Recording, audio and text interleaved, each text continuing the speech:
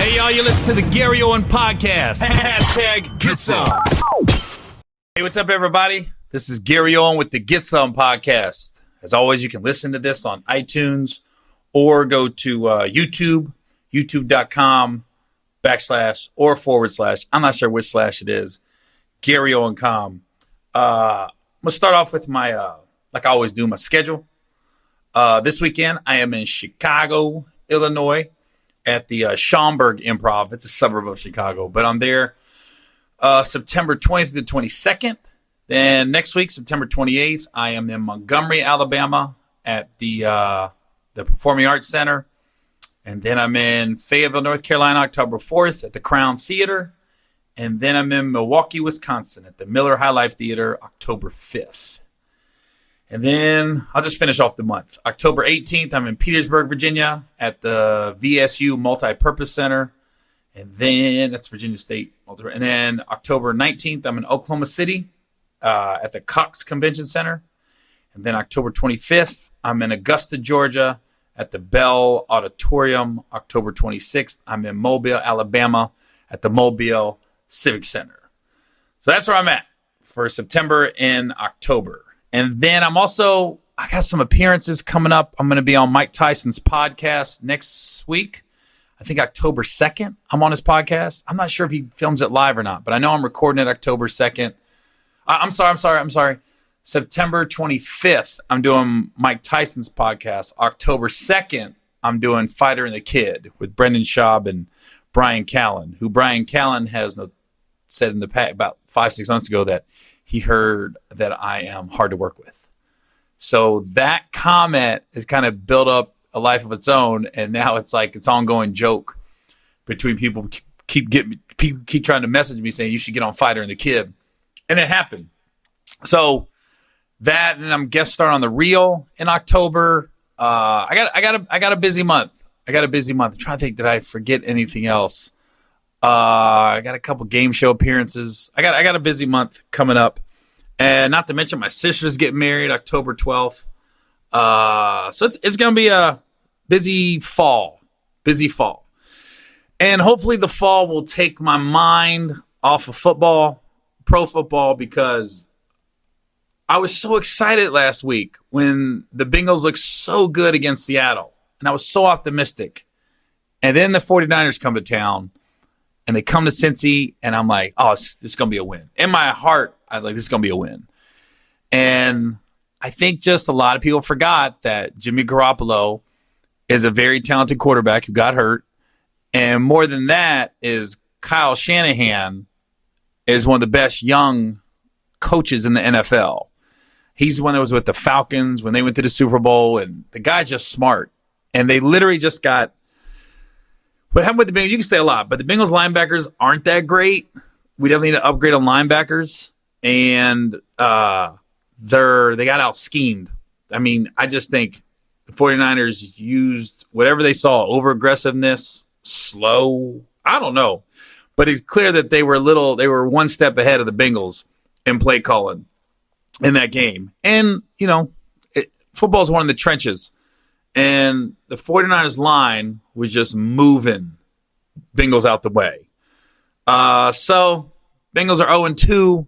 They're coming. They're at Buffalo this week. So I got my mugs. But I do remember like 7-8 years ago, it was a very similar scenario that the Bills were undefeated. They were coming into Cincy. Cincy hadn't won a game, and it could have been Andy's rookie year.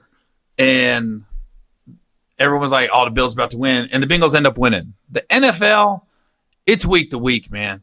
You can't ever tell week to week. Just when you think your team's going to tank, all of a sudden they'll come up with a win you didn't see coming. Hold on. I'm going to look this up. I'm pretty sure it was 2011 that this happened. Let me go to Bengals 2011 Wikipedia. Wikipedia's a beautiful thing. And where's the schedule? Yep, I was correct. No, they were 3-0. So the Bengals were 1-2. They beat the Browns the first game, then they lost to the Broncos, lost to the 49ers, and then the Bills was week 4, and the Bills were 3-0, and the Bengals were 1-2, and everybody's like, "Oh, Bills about to blow them out," and the Bengals end up winning, and it really catapulted them into having a good season that game. So let's hope that happens again. Because then their schedule does get kind of easier. Because god dang, it has been a tough week for quarterbacks in NFL. Drew Brees is out 6 weeks. Ben Roethlisberger is out for the year. Trevor Siemian, who is Sam Darnold, had mono. I know people still got mono. That's almost like malaria. And then they bring in Trevor Siemian. He gets hurt. They're down to third string quarterback. Jacksonville Jaguars. They lost their starting quarterback. There's so many teams on their second, some on their third string quarterbacks. And as soon as I see that happening, I know what's going to happen. I know ESPN, I know Fox Sports and all them. They're all going to say, what about Colin Kaepernick? What about Colin Kaepernick? And more than any other time in the NFL, other times you could kind of make excuses. He didn't fit the system, blah, blah, blah, blah. Right now, there's too many teams that could use a quarterback like Colin Kaepernick, that if he doesn't even get a call or a tryout, it's clear more than any other time he's being blackballed. Even those people that could say he's not getting blackballed, it's hard to come up with a reason why he can't even get a tryout at this stage. Another reason is we're seeing a change in how the quarterback position is played, where it's not so much. You got Brady who just drops back and passes, but you have so many.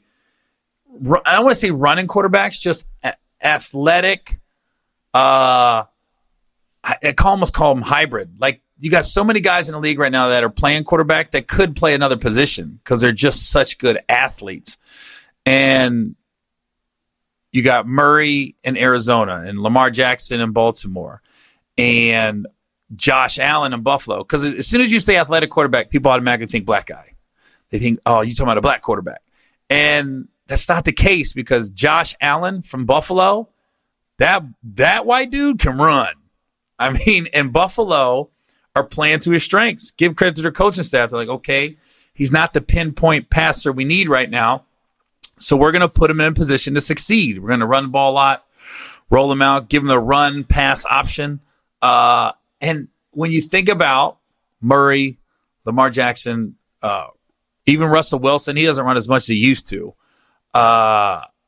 Josh Allen, you got these guys that fit a system of what Colin Kaepernick was before all of them.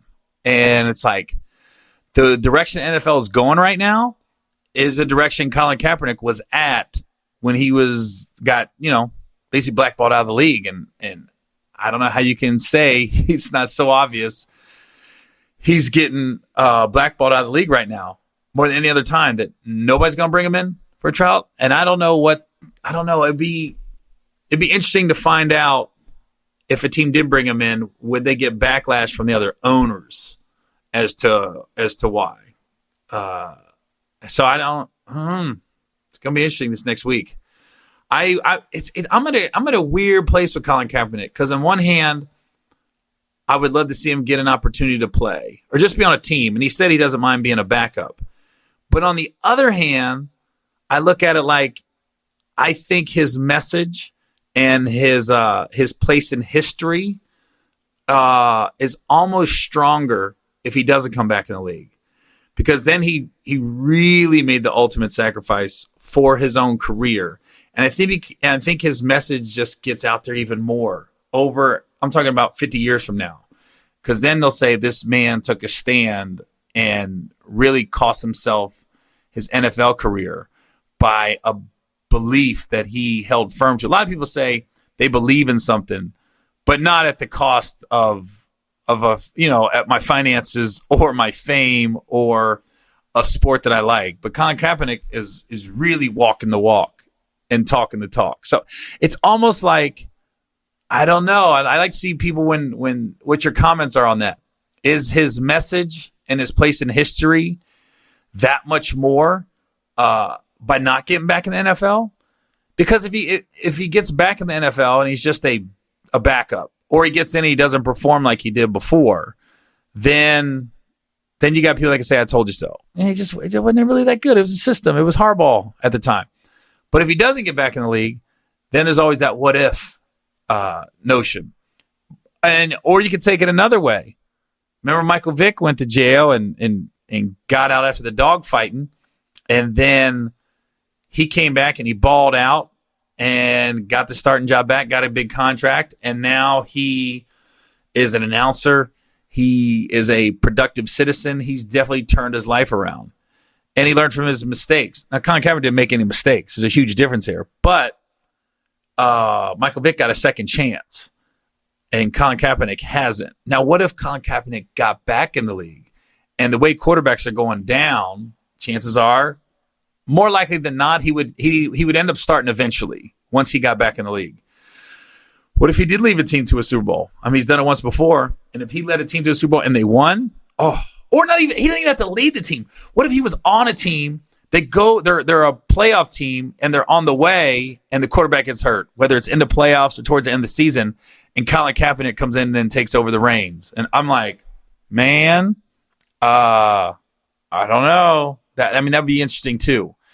So I think more than other times, and I'll be very honest with you, there were times where I said, yeah, he's getting blackballed. Then there's other times, I don't like to put a blanket over every team. There's other times I'm like, well, they're not in that bad of a quarterback situation. Because sometimes as soon as a quarterback gets hurt, some people are like, Kaepernick. I'm like, well, the quarterback wasn't that hurt. He's out 2 weeks. And they do have a good backup.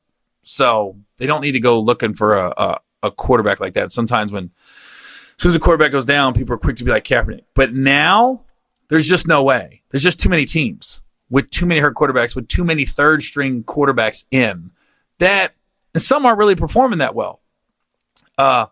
So we'll see what happens. One thing I will say, though, I think after 2 weeks of the season, two things are very obvious. Let's look at the undefeated teams in the NFL. After 2 weeks, I think there's 9 undefeated teams. I don't want to forget anybody. So after 2 weeks, you got New England Patriots, Buffalo Bills, Baltimore Ravens, Kansas City Chiefs, Dallas Cowboys, Green Bay Packers, Rams, 49ers, Seahawks. Now, here's what I take out of that. The NFC West is freaking stacked. I mean, the Rams, 49ers, Seahawks, all three of those teams looked really good the first 2 weeks of the season. And Arizona looks like they're coming with Kyler Murray. He looks like the real deal. That looks like a great decision letting Josh Rosen go to Miami and then drafting Kyler Murray. So you got 3 teams right there that are undefeated. All 3 are, I believe, playoff contenders. I don't think 49ers are a Super Bowl contender. I think they're really good. The Rams are definitely a Super Bowl contender. And I think as long as the Seahawks have Russell Wilson, they're always in the mix, Super Bowl contender. Again, the Packers, as long as they got Aaron Rodgers, they're a Super Bowl contender. Cowboys, man, watch out for the Cowboys because they are stacked at every position. I'm not a huge Cowboys fan, but they are stacked. And I don't like or dislike the Cowboys. It's always been like, the Cowboys to me has always been who they're playing. Like, okay, I like them better than that team, or I don't like them as good as that team. They was always right in the middle for me. But man, Dak Prescott looks like the real deal this year. They're going to be tough. So that the NFC's kind of for grabs. In the AFC, okay, look at the undefeated teams. Patriots, Bills, Ravens, and Chiefs. And okay, AFC South's got Indianapolis, Houston, Tennessee, Jacksonville. I don't think anybody thinks any of those 4 teams are Super Bowl contenders. The AFC North, everyone said the Browns are this year. I don't see it. I think the Browns are going to be good, but I don't consider them a Super Bowl contender this year. I think they're still a year away. Baltimore is they're balling, but they haven't. The teams they beat are Miami, who is probably the worst NFL team I've seen since the Lions went 0-16, and then they beat Arizona, which Arizona doesn't really. They're a young team too. I don't think they're going to win more than 5 games this year. So Baltimore hasn't really played the who's who of the NFL. So I think that's still up in the air. Bengals, not a Super Bowl contender after the first 2 weeks. That's obvious. And the Steelers are so beat up, I think they're not in either. And then you got the Dolphins and Jets. Enough said, they're out of it. The Bills, I think they'll win 8-9 games. And then you got the Patriots. So, and then the West has the Chiefs, Raiders, Chargers, and Broncos. So I think it's no doubt the AFC Championship game is going to be New England and Kansas City. And I don't think home field really matters to either of those teams. And what you have there, you got Tom Brady, greatest quarterback of all time, Patrick Mahomes, who's coming. And if he's healthy, there's not a doubt in anybody's mind. Anything can happen, but I can't see him retire without at least 2 Super Bowl rings. He's that good because then people are going to want to play with him. And think about the Chiefs. Last year, at this time, everyone's talking about Tyreek Hill, Kareem Hunt. Kareem Hunt is no longer in Kansas City, and Tyreek Hill's hurt, and Chiefs haven't missed a freaking beat because they got Patrick Mahomes. I'm just like, I think he's my favorite quarterback in the NFL just to watch him play. He is must-see TV. I just can't get enough of that guy. So I think it's the AFC's. It's going to be New England and Kansas City. I don't think that's going to change as the season goes on. The NFC, there's so many. Dallas and the Eagles, both good teams. Packers are good. And the Bears, I don't believe in Trubisky that much right now. And the Rams, 49ers, Seahawks. Man, that's a good division. So I think it's just up in the air. We'll see what happens in the NFC. But there's just, like I said, we never know. Look at the Saints. They're a Super Bowl contender with Breeze out. I don't even know. They should be hoping to go 3-3 while Breeze is not in the lineup. And they're just a different team at home than they are on the road. So for the Saints, it's home field advantage is important. So we'll see what happens. Hopefully the Bengals can pull it together and win this week. I'm going to try to change my mojo. I put a couple Bengals glasses back here. Just know I'm still representing as much as I can. I'll tell you what I did do. Last week I was in Phoenix. And instead of getting a hotel for me and all my guys, I got an Airbnb. Now, I've had good and bad experiences with Airbnb in the past. I got one in L.A. I had to be in L.A. for like 2 months a couple years ago. And I got an Airbnb, and it was terrible. It was like, it just wasn't clean. There was like hair on the bed. I literally, when I got there, I checked in. I said, hey, I'm going to go get a hotel for the night. And then I'm going to, I want you to prorate me. I told the owner, and I need this this apartment to get a deep clean. Because I don't know who cleaned it, but you need your money back. And so I always had a bad taste in my mouth about Airbnb. But I'm redeemed because the house I got in Phoenix this past weekend, it was so dope. Views was dope. Had a nice pool, big. It was some, I don't know, there was some weird interior design. There was like a big-ass black bear right when you walk in, just looking at you. And I was just thinking, it had nothing to do with the house. Like, it was just a stuffed black bear.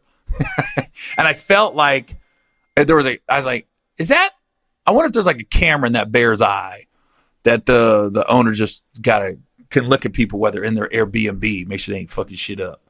Or he's a weirdo. And he's voyeuring. I kept thinking of The Intruder with Ely and Megan Good and Dennis Quaid. I kept looking around the house like, I wonder if this fucker's living here, somewhere underneath.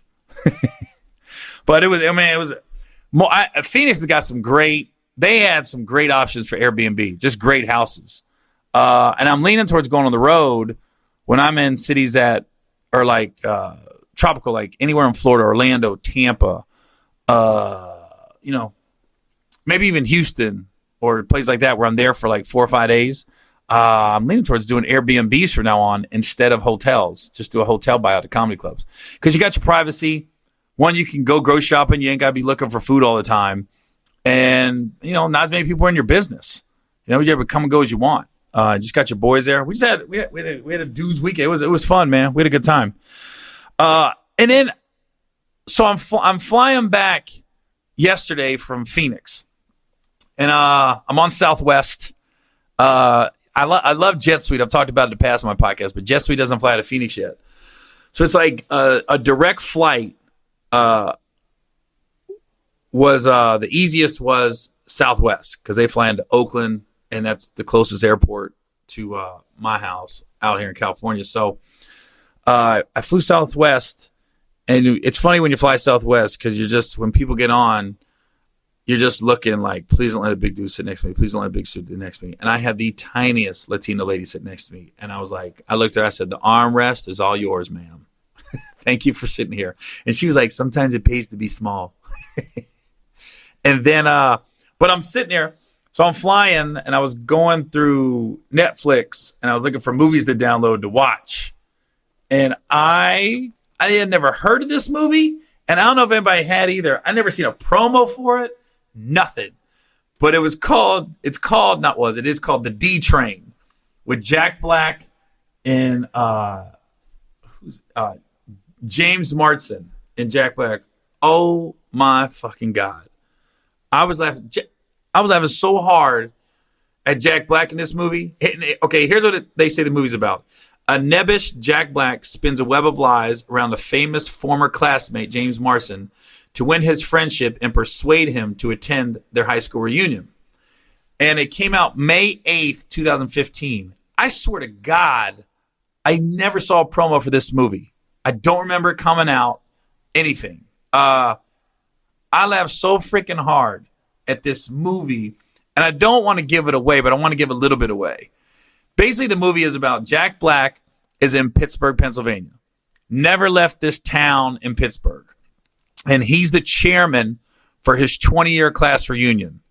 And nobody's responding. Like, nobody's really going to come. It seems like it's going to be a lame reunion. And he's at his house, and he's watching TV, and this banana boat commercial comes on, suntan lotion. And he sees this guy, James Marsden, in the commercial. And he goes, holy shit. And this guy, James Marsden, went to high school with Jack Black and graduated with him. So the James Marsden's playing a guy named Oliver Lawless. So he's watching, and he tells his daughter, hey, I went to high school with that guy.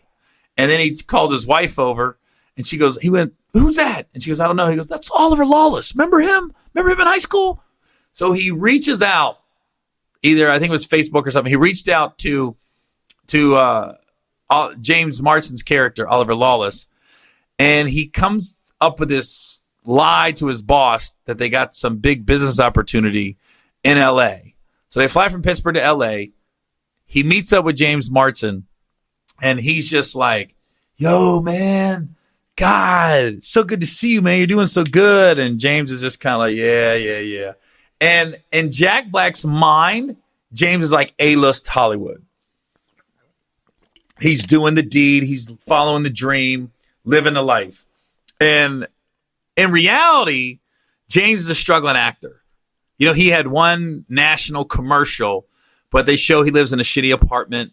He's basically bar hopping. Like, it just reminded me when I first got to LA and when you're struggling and you see the same people every night at different bars. There's always that one bar everybody goes to that night. And so at one point they see Dermot Mulroney. I hope I'm saying his name right. They see him out, and Jack Black goes, holy shit, it's Dermot Mulroney. And he goes, oh yeah. James Marsden's like, yeah. And James Marsden has never met Dermot. And he goes, you know him? He goes, yeah. So he goes, man, go say hi to him. Go say what's up. He's got to be excited to see you.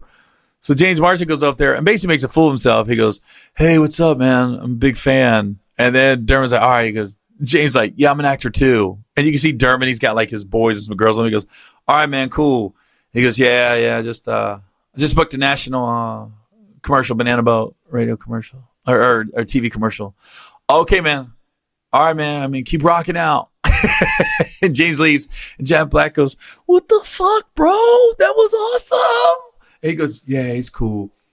And so Jack Black, in classic Jack Black form, goes to James. He's like, hey, man, I bet you get all the ladies, man. So much puss out here, so much talent. And then James goes, yeah, guys and girls, guys, whatever. And Jack Black looks at him, and he goes, Oh, I don't believe in labels. And then Jack Black gets to partying with James over the next few days. And then, I know it sounds disgusting. And then James ends up fucking Jack. Don't ask, but it's fucking hysterical how it goes down.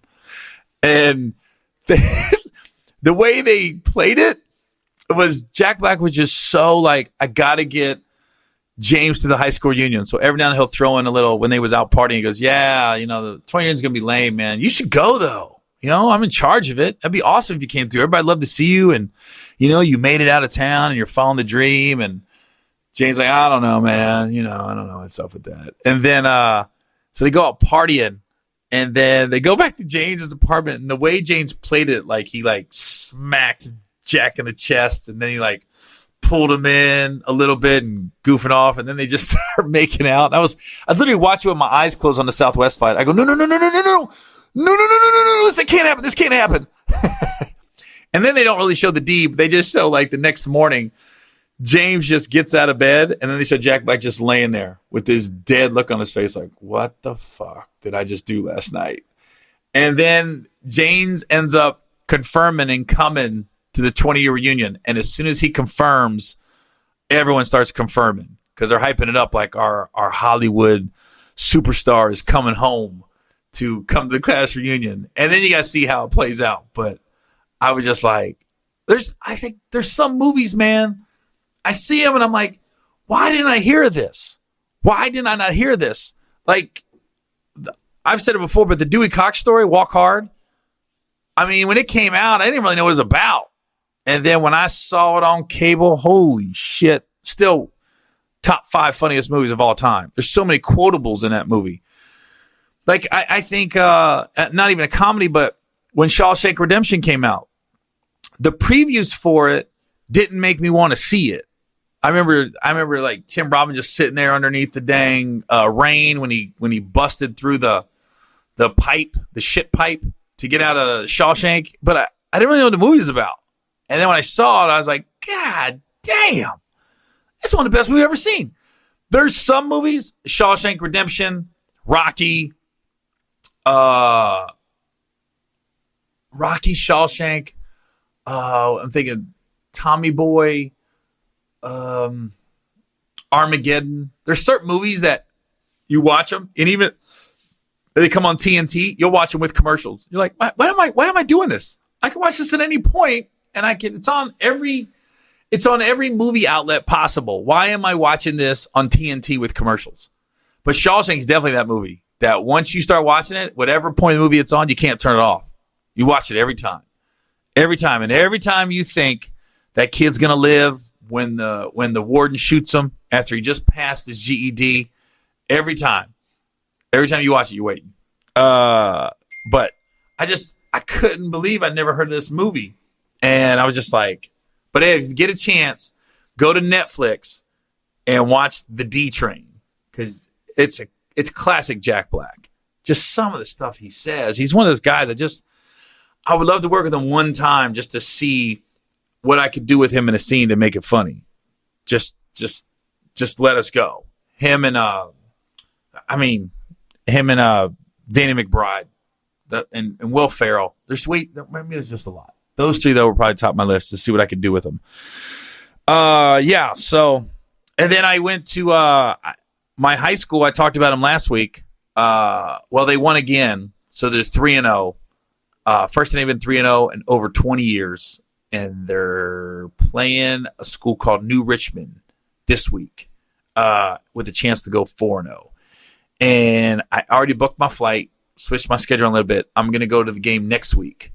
So if you happen to be near Cincinnati, Ohio, it'll be Talawanda versus Little Miami. And I'm not missing that game because if they win this week, then they could be 5-0. And I can't even remember last time they was 5-0. Probably when I was in high school was the last time they was 5-0. But I will say, the one thing I did watch too, my last night in Phoenix, I'm laying in my bed, I'm on my laptop and scrolling through just YouTube videos, and I came across the Revolt debate. If you haven't seen this, it's a little over an hour long. Do yourself a favor and just watch it. Especially, you don't even have to be black. Just watch it, because when I watch the Democratic national debates, I can't get through like 30 minutes because everyone is so full of shit and no one is like sticking out at all. It seems like they're all just saying stuff to say it. It's not like they really believe it. They're saying stuff just to get votes, and they're saying stuff to get the audience to applause and everything. And I swear, man, this Revolt debate and three people in general. Let me see if I can. I don't want to not give you the Revolt debate. I'll make sure I get everyone, because some of them just didn't. Some of them was kind of pointless.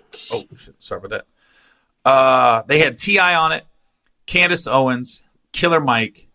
I'm trying to think. Do they have a list of everyone that? Okay, here it is. T.I., Candace Owens, Killer Mike, Tamika Mallory, Katrina Pearson, and Stephen Pargett of Trap the Vote took a panel stage of the Black Agenda, Donald Trump voting and stuff. And if you haven't seen it, it was so good. And I felt like whether you agreed or disagree with what certain people were saying, I felt like everyone on the panel generally wanted a better America for black people in general. And because Candace Owens is such a Trump supporter, and 90% of the stuff she says, I'm like, what is she talking about? But then there's 10%, I'm like, okay, that made sense. Because she's very much into statistics.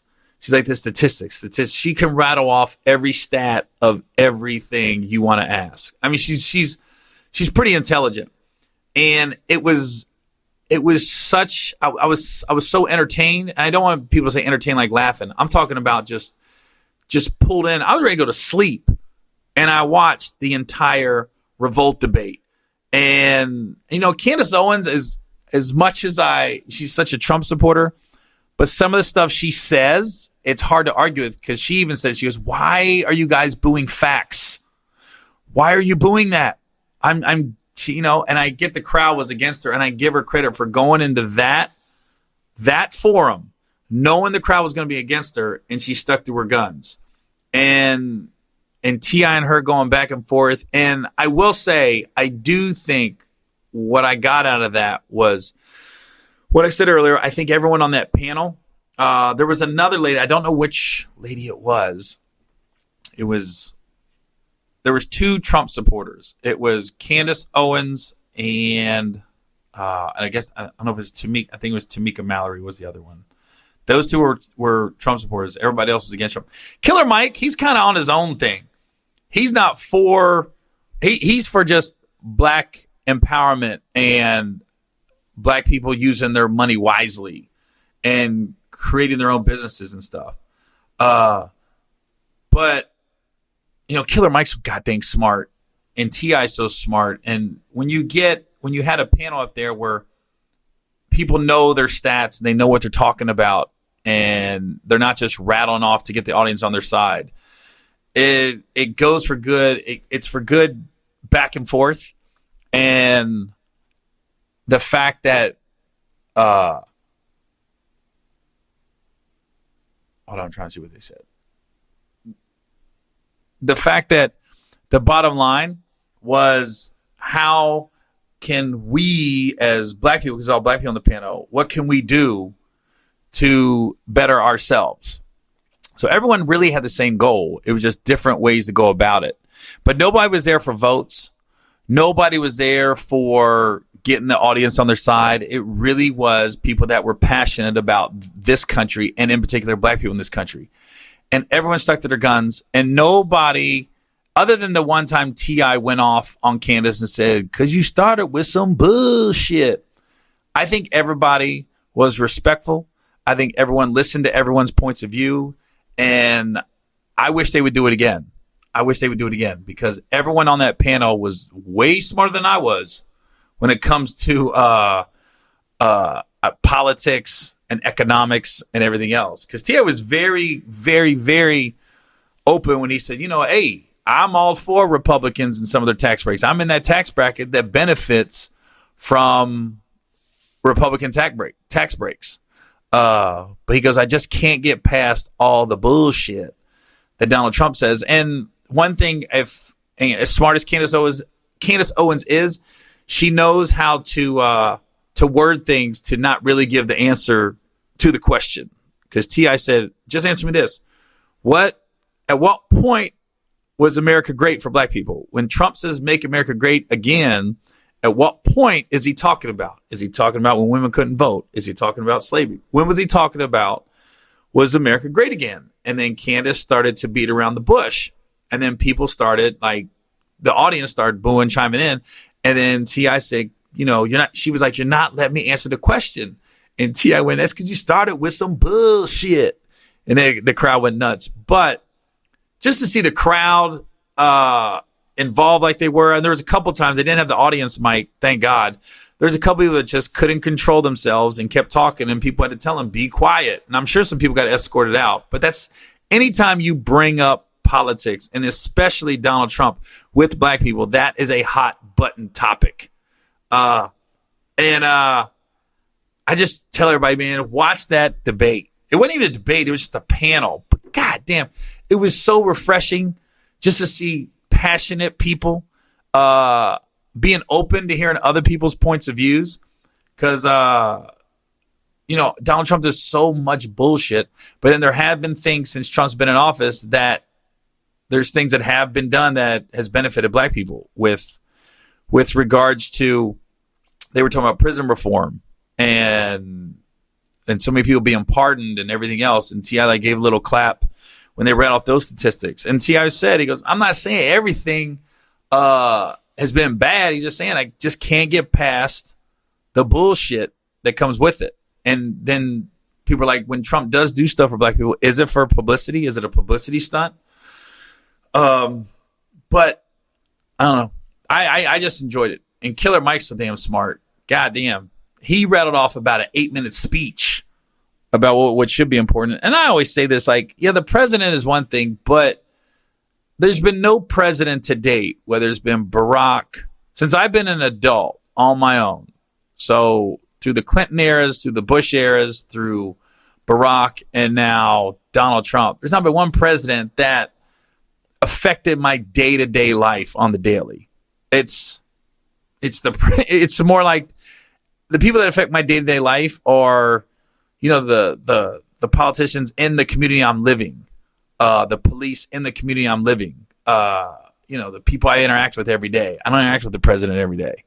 So with that, that to me is the more important. Those people are more important to me than the president. The president to me is my wife just tells me who to vote for, honestly. I don't really know half the time. She just tells me when we go in. I was like, who are we voting for? Because I think I'm just voting for the president, and then there's 1,800 other people I got to vote for. I'm like, what is all this other shit I have to vote for? I don't even know these people. I just go for, honestly, when I go in the voters booth half the time, outside the president and a couple other people, it's like, what name do I like better? Oh, that sounds like a cool name. Or that sounds like a name I can trust. So, yeah, if you get a chance, man, watch that Revolt debate. It's so good. It's so good. Like I said, it was just refreshing. I'm glad they put it together when I watched it, because I didn't know what to expect. I was just kind of watching it, and then all of a sudden, an hour later, I'm still watching it. I'm still intrigued, and I say this: I think once Trump is out of office, then I think there'll be a time that Candace Owens and T.I. could come together on some things and really create some change. I don't think it can happen while Trump's in office, just because T.I. is so anti-Trump and Candace is so pro-Trump. But I do think there's a level of respect between those two that they can sit down and have a conversation. I would like to see them two in a one-on-one, and Killer Mike. More than anybody else on that panel, those three to me dominated it. And that I don't want to make light of the three other people that was in the panel. But I think more than any other three, it was T.I., Candace Owens, Killer Mike.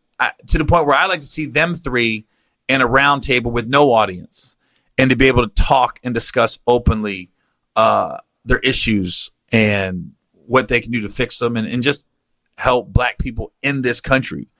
I'd rather see that as a follow-up to this with no audience, because I feel like sometimes the audience, you get the boos going and you get the claps going and everything, and it gets your juices flowing. How could it not? I'm a comedian. When you get the audience on your side, you feel invincible. You feel like you can say anything. But then when the audience is against you, then you become defensive. And sometimes you can lose your train of thought, or you start raising your voice, and then your message gets lost in the tone you're using. So I just think if T.I., Killer Mike, and Candace Owens could all three sit down at a table with no audience, then I think they could really open up lines for communication and come together on something. Like I said, they're all smarter than me.